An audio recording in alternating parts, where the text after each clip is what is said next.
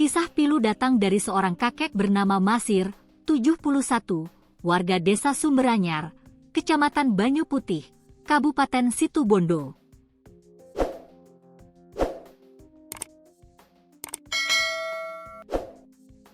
Ia dituntut hukuman 2 tahun penjara karena kedapatan menangkap burung cendet di kawasan Taman Nasional Baluran. Taman Nasional Baluran adalah salah satu taman nasional di Indonesia yang terletak di Kabupaten Situbondo, Jawa Timur, dan dikenal dengan julukan Afrika Van Java, karena lanskap savananya yang mirip padang Afrika.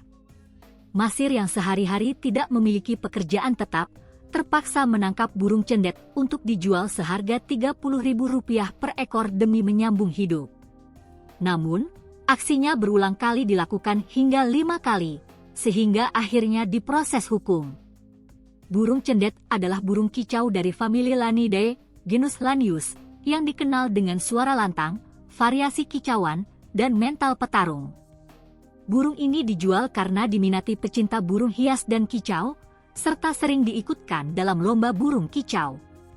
Dalam sidang putusan yang videonya beredar luas di media sosial, Masir tampak menangis histeris setelah mendengar tuntutan jaksa.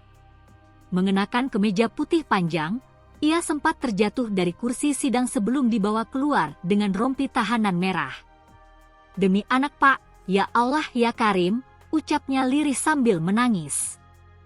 Kasih Intel Kejaksaan Negeri Situbondo, Huda Hazamal, menjelaskan tuntutan hukuman 2 tahun sudah sesuai prosedur. Restoratif justice tidak bisa diterapkan karena terdakwa sudah 5 kali melakukan perbuatan memikat burung di Taman Nasional Baluran, ujarnya.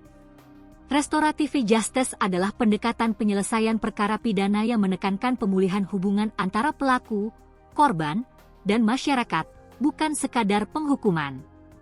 Masir dijerat pasal 40B ayat 2 huruf B UU nomor 32 tahun 2024 tentang konservasi sumber daya hayati dan ekosistem dengan ancaman maksimal 10 tahun penjara.